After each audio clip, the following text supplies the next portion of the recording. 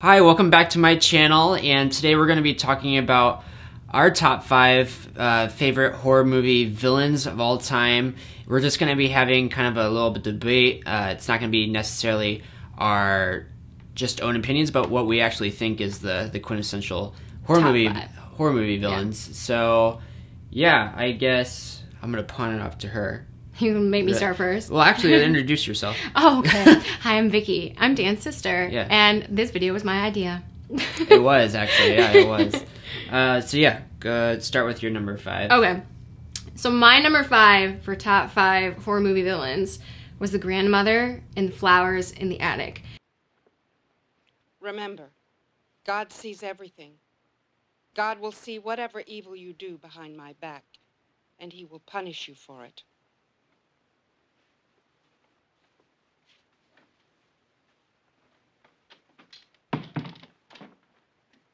Do you know why your mother has come home? Yes, to win back her father's love, so he'll make her part of his will again. And why was she stricken from that will? Did she tell you that? I have to go to the bathroom. Be silent. Learn control. And never speak unless I ask you a question. But he's just a little boy. What did I just say? The reason I love her so much, and I think she's a good villain, is because it hits a little bit more close to home when it comes to a villain. So basically the premise of the movie is this woman and her children have to go live with her mother because her husband dies. And the children are basically kept in a room and they never can leave the room. And the only one that comes to the room is their grandmother. But she does awful things to them. She verbally abuses them, she physically abuses them, she even poisons one of the youngest sons in the family and he ends up dying. But I think overall she's a pretty well-rounded villain. Yeah, I've never seen Flowers in the Attic, so... You should watch it. Oh, It is really good. It's really good. I put out a lot of spoilers there, but she's a great villain. And it's a book, I think. And it is a book. It's based off of a book. And the book is actually more violent than the movie. So... You may want to read the book. That's a good choice. I like that. My number 5 is It from It Follows, not to be mistaken for Pennywise, as my dad did. Not Pennywise, yeah. You're okay. You don't believe me. Mom?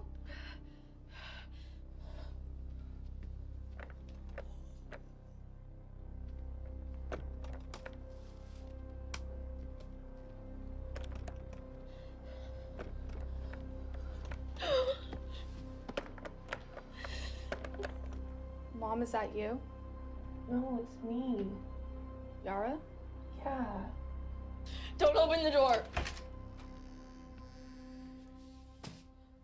See? Everything's okay.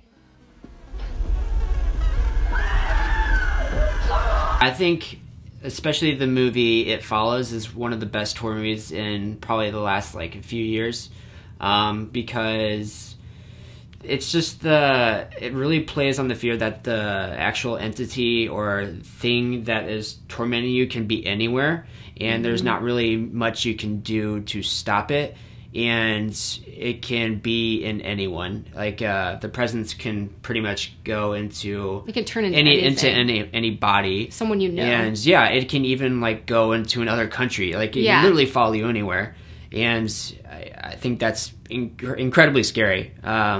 Yeah, so... I think what scares me about that character is, because you had to pass it along to somebody else for it to, not affect you. But, if that person dies, then it's back in your life. You can't escape it, no matter what you do. And you could be, 5 people down the line and know that it's been passed on to 5 different people. But this thing is, so resilient. And it kills a lot of people in the movie. Yeah. So...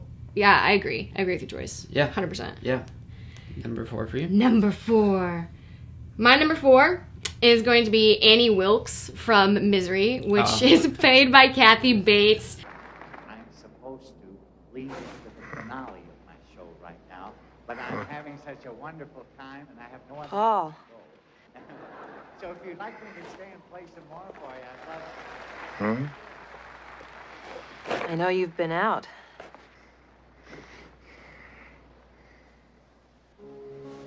Why? You've been out of your room. No, I haven't. Paul, my little ceramic penguin in the study always faces due south. I don't know what you're talking about. Ceramic penguin. Is this what you're looking for? The first time I saw this movie, oh my God, I had nightmares because, so the basic premise of the movie is this guy, this really, really famous author, gets in a horrible car accident, and this woman happens to see him along the road, and she brings him back to her house in the middle of nowhere. And this is played by Kathy Bates, like I said. She's Annie Wilkes, and she's like super obsessed with him. She has all of his books, but you don't find that out till way later in the movie. This woman is like trying to be this caretaker. You think she's nice. You think, oh, she's like doing a good deed. And she leads him to believe like, oh, I've contacted the police. Like, there's going to be someone coming for you. But then there's an excuse after excuse. Like, oh, we're in a snowstorm, or you can't move. Like, it's really dangerous for you to go anywhere because he's broken his legs. And I think his arms too. I can't remember exactly. But he thinks she has like all the good intentions in the world.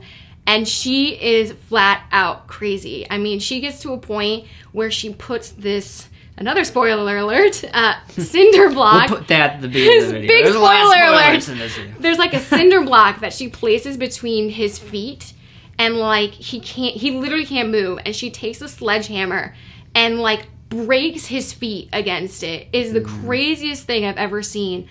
But I think she makes an effective villain because she has this charm and this quality about her that makes her so nice on the surface, and yet there's so much crazy underneath that you don't even know about. Totally. Yeah, she almost made my list, actually. I thought, she's great. Yeah, I think that moment with the sledgehammer is like one of my iconic favorite horror movie moments. Yeah. For sure. Super iconic. No, go ahead. Is that all you got for that? Yeah. Yeah. So my number 4 is the Creeper from Jeepers Creepers. Ah!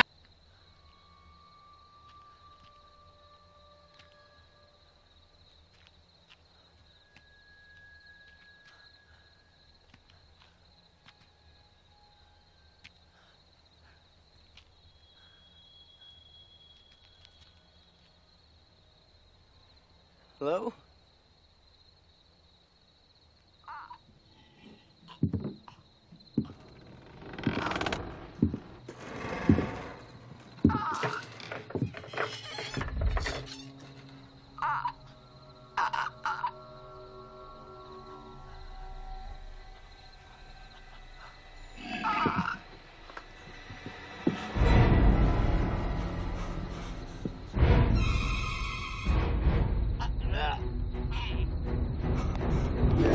He kind of gets the shaft sometimes with, I mean, he had a very good first movie and a decent second movie and an unfortunate third movie. Third movie was awful. Literally tragic. Yeah. I think especially the design of the Creeper, how he looks, and how he, especially like his mythology about how he comes back every like 23 years.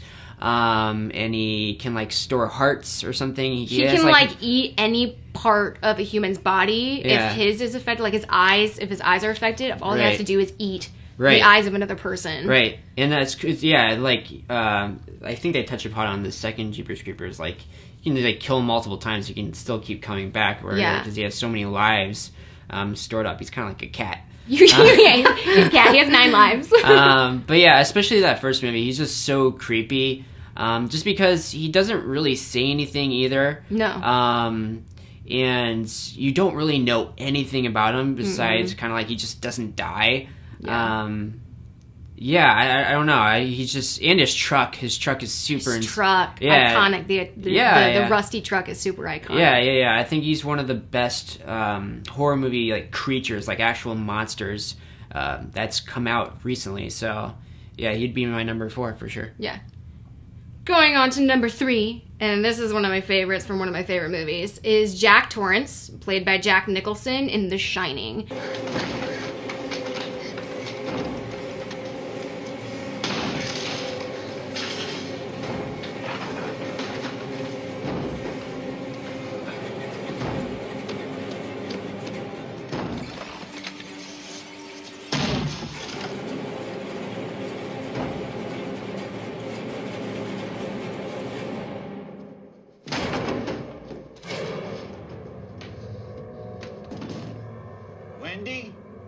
I'm home. This one I like in particular because it shows you just how crazy a person can get in the right environment. Of course, there are multiple layers of this movie. There are other creepy elements like the twins in the movie. If you haven't seen the movie, see it and you'll know what I mean when I say the twins. But I mean, there's multiple layers to his craziness, and for me, the pinnacle moment is when, I guess I should have described the movie a little bit if you haven't seen it, but this man and his wife and his child are kind of out in the middle of nowhere, and he's writing this book, and he just goes into different levels of crazy throughout the movie, and you're like, is he possessed? Like, what's wrong with him? What is it that's making him go crazy? By the end of the movie, he's like full on chasing his wife and his child, trying to murder them. And it is the most chaotic, like, last 20 minutes of a movie that I've ever seen. It's so good. Jack Nicholson was the perfect pick for it. His character isn't necessarily like a typical horror movie villain that you would associate. I think when people think of horror, they think a monster. But for me, like, when a person is acting that crazy, that's terrifying. Yeah. And that's one of the reasons I loved it so much. Mm-hmm. Yeah, well, it kind of goes into, like thriller horror territory, because there's a lot of supernatural and, like, effects to thriller aspects to it. So, yeah. Yeah, for sure. Yeah. My number 3 is Leatherface. Turd. You're so dead you don't even know it. Come on, boy. Bring it. Bring it. Bring what? Bring it.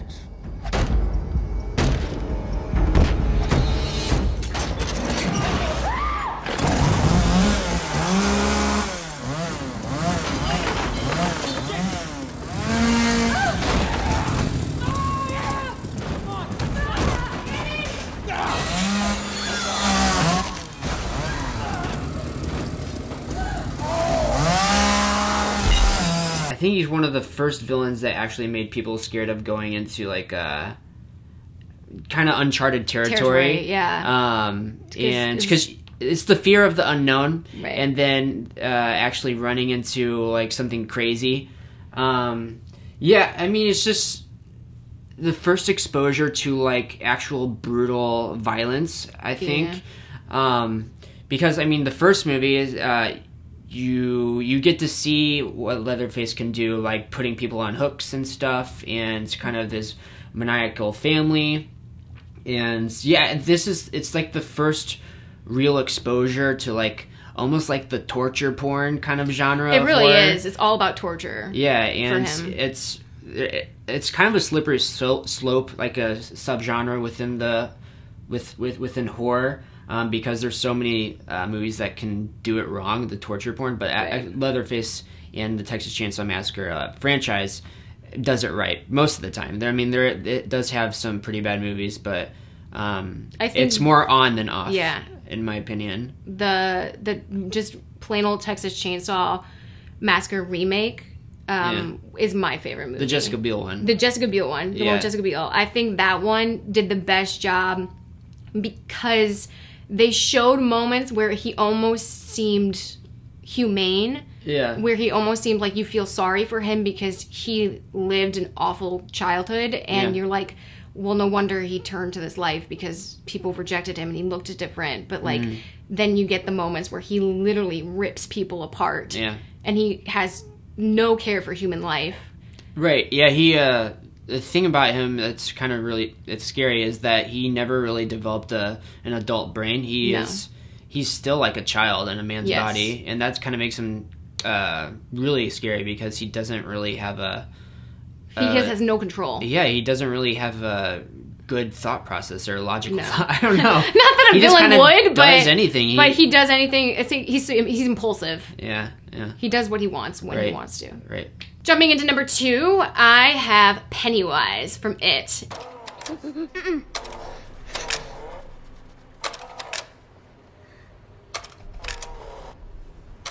What happened? What's going on? I got it. Guys.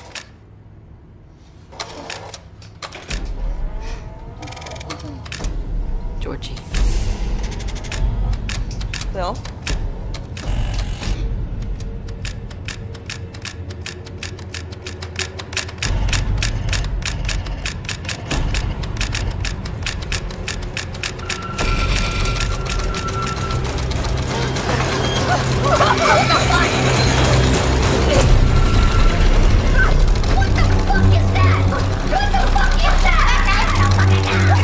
like both the Pennywise from the old version and the new version, but I think I like the new version a little bit better.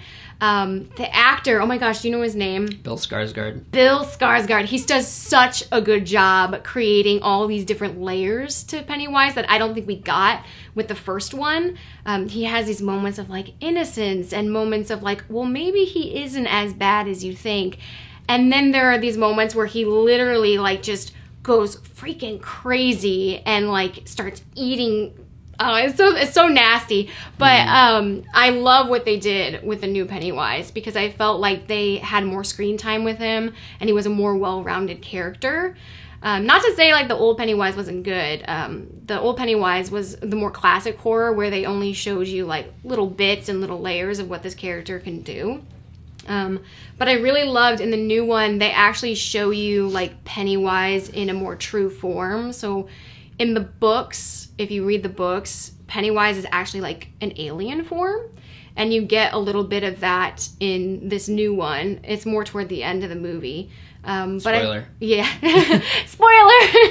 It's more toward the end of the movie, but you get more layers with this character. And overall, I think he's just well-rounded because he has those layers and they're not afraid to give him that screen time that he deserves. Yeah, for sure. I think the new one works better just because in comparison to the old one is a little bit on the cheesy side. It is, yeah. And it can get campy. I don't know if that's the word for it, but I'd say campy. Maybe a little bit campy. I feel like the older one can go into the territory of like comedy horror a little bit just because of how ridiculous it looks. It comes off. But yeah, the new one is really good. I don't find him he's scary, for sure. And I like that he can kind of take the shape of anything, what you are scared of. What you're terrified of. Yeah, for sure. I think he's pretty iconic because people are afraid of clowns. I mean, a clown is... Classic. Classic fear. It's pretty, it's like your bread and butter, like...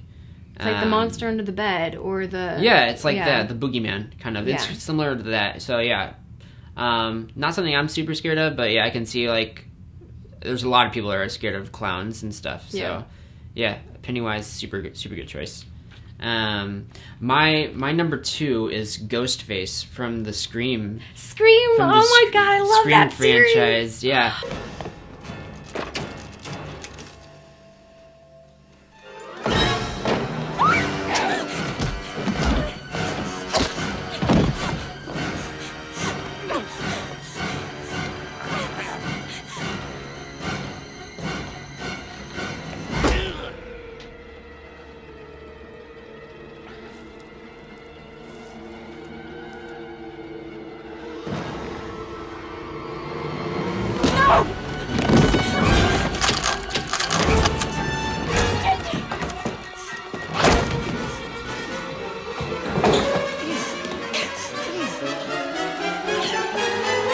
Ghostface and why he's so scary is that it's kind of similar to the It apparition from It Follows, is that the Ghostface identity can be kind of taken on by anyone. And it's usually just a psychopath. Usually. And the reason I love, especially this franchise, is that it kind of it makes the slasher film really fun. It does, and it brought in especially like the first Scream. It has one of the best twists ever in a movie. And it's like there's just so many things that work within the franchise, especially like the main characters like Sidney Prescott and like classic Dewey. Dewey. And I don't remember Courtney Cox's character. Gail Weathers. Yes. There's like so many really good like personalities so and classic, things you can latch onto. And the thing with each Scream movie is just you don't know who it's going to be or what twist is going to happen. It's kind of like the Saw movies done right. Yes. Almost. The Scream series reinvents itself with every movie, in my opinion. Yeah. It always like steps it up. And they do a good job of like yeah. making sure that you don't have a good guess at who it could be that Right. is wearing the Ghostface mask. Right. Yeah. Like you think you know after you watch the first movie, and you're Yeah. like, oh, it's gonna be this person, but Right. it always ends up being not at all. And I found that especially true with the most recent Scream movie with Scream 4. Yeah, Scream 4. Emma Roberts in it, and like Hayden Panettiere. Did not expect the villain to be who it was. Yeah, I did not expect her to be that was crazy. the person. Yeah, especially like the way it kind of escalates, or like, especially from the first one to the second one. In the first one, he kind of feels like he only prays at you at night, kind of thing. Yeah, but then it turns to day. But then the second one, he literally takes, I don't remember the guy's name, where he kind of explains the rules to all the characters. Yeah. Mm-hmm. But he literally, whoever, I don't remember who's playing Ghostface in that one, but he actually just rips him out from like the sidewalk and murders him on in a college campus, Yeah. and he literally takes him into a van and murders him. Yeah. In the middle of the day. So that kind of breaks the rules of the first one, where he can literally kill you in broad daylight, and you can get away with it. That's another thing that I love about this particular character is like this horror movie genre and this series in particular lays out a lot of typical horror movie rules and rules for villains, like horror villains, and it breaks a lot of them. Right, exactly. Yeah. And it knows how to play with its audience, and it's very smart. It doesn't treat its audience like dumb people. Yeah, it's they very acknowledge smart. they acknowledge it. Yeah. What they're getting you into. I love that series franchise. It was a very good awesome. choice. Very good choice. Okay, coming to my number one. I chose Reagan in The Exorcist. This we movie... share Reagan. Oh, God! Oh, God! Mirabile dictu, don't you agree? You speak Latin. Quod nomen mihi est. Bonjour. Quod nomen mihi est. La plume de ma tante. How long are you planning to stay in Reagan? Until she rots and lies stinking in the earth. What's that? Holy water. You keep it away. It burns! Oh, it burns! Oh. This movie still freaks me out to this day anytime I watch it. Not only was it just brilliant, it was played by a 15-year-old girl. Like, literally, I could not believe when I first watched this movie, I had nightmares for weeks. It was so bad. Yeah. And, I mean, obviously, if you don't... I don't know anybody who wouldn't know this movie at this point, but, like... Well, especially if you're a horror fan. Yeah, if you're a horror fan, you know this movie. But the things that she did in this movie... I mean, there are movies about demonic possession a lot. And there are a lot of different takes on it. But what they did with this movie and, like, how evil they made her, considering she was a child at the time, was just incredible. And the stair scene... Right. I think the stair scene is actually a deleted scene. So I don't know. I don't think it's actually... Yeah, it wasn't in the original I don't think movie. So. Yeah. But yeah, there's a lot of really, really insane aspects to the movie. I think it's a very adult performance for a younger child. Yeah. And I think actually the name of the apparition is called Pazuzu or something like that. And they show that demon once in the movie or something like that. But yeah, there's just so many frightening aspects about like her performance and what the demon is able to do. It's just it feels very realistic for almost a demonic possession movie because it deals a lot with like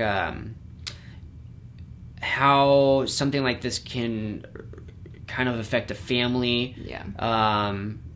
It's very personal for a horror movie, in my opinion. Yes. Also, I don't remember who plays the mom, but like you get a lot of screen time with her, and you can definitely see how her reaction to Reagan being possessed, it's affecting her like, tremendously, and she does an amazing job in the movie. Yeah, I mean, this movie was super groundbreaking for the genre. It was. I mean, yeah. it caused people to walk out of the theater and stuff. It disturbed a lot of people. Yeah, it did just so many firsts. I think it was the first really good demonic possession movie. The head spinning and throwing up and all that stuff. The head spinning scene is incredible. Yeah, I mean, especially for the time it came out in, it's really violent and graphic, and it's really dark. It is, and it's. I don't think they worked hard. For me, when I watched it, it seemed very effortless in how they approached creating this demon inside of her.